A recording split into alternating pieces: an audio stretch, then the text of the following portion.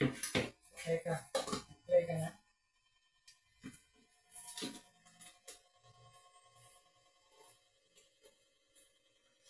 Okay.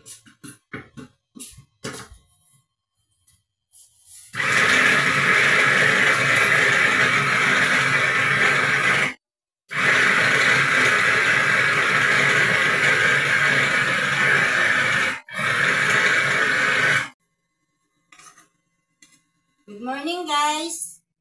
So ngayon guys, gagawa tayo ng homemade luncheon meat. Ayan guys. Nakapaggiling na ako ng guys. Giniling ko na yung karne. Ito na. Lalagay na natin sa ating mamalyanera. Parang mamaya may para bukas may po sila, may mababaon. Po guys, homemade luncheon meat. Ayan guys,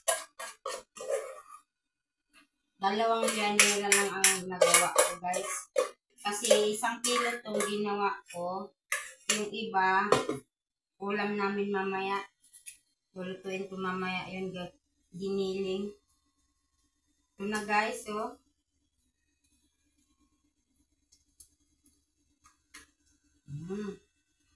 Tapos, i-steam natin to guys.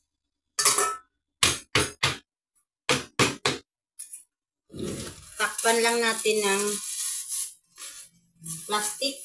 Kasi wala tayong fuel. Kaya plastic na lang itakip natin.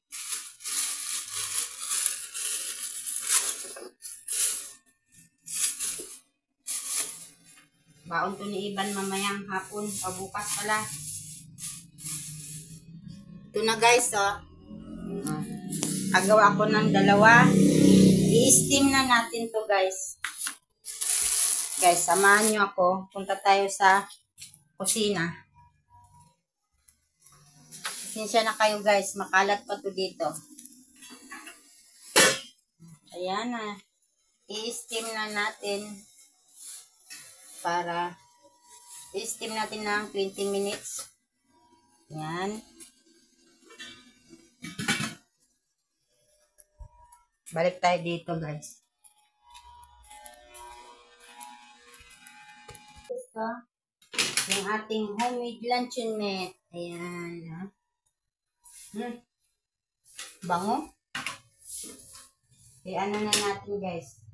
Tanggalin na natin sa lyanera guys. Ayan na yung luncheon meat na ginawa ko guys. Ito guys, oh. Mamaya iprito to. Lagay muna natin ito sa rep.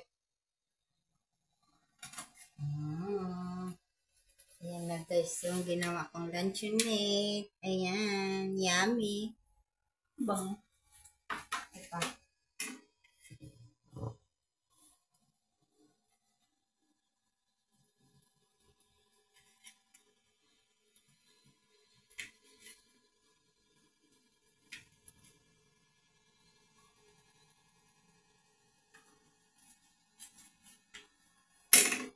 Lagyan natin sa baonan para i-rep natin.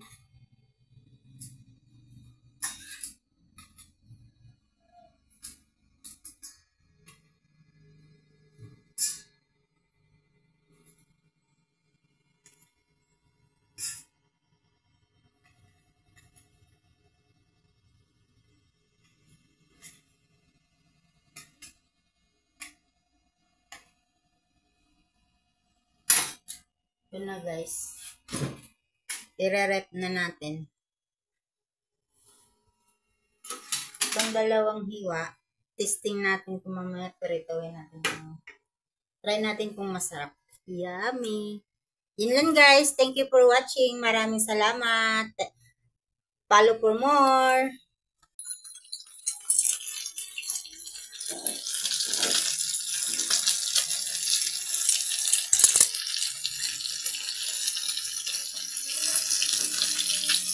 Ayun na guys, yung luncheon meat natin, no? Niluto ko na para matry natin. Ito na yung ginawa kong luncheon meat. Ito na yung iba. Ilalagay natin sa ref to. Homemade luncheon meat. Try natin kainin.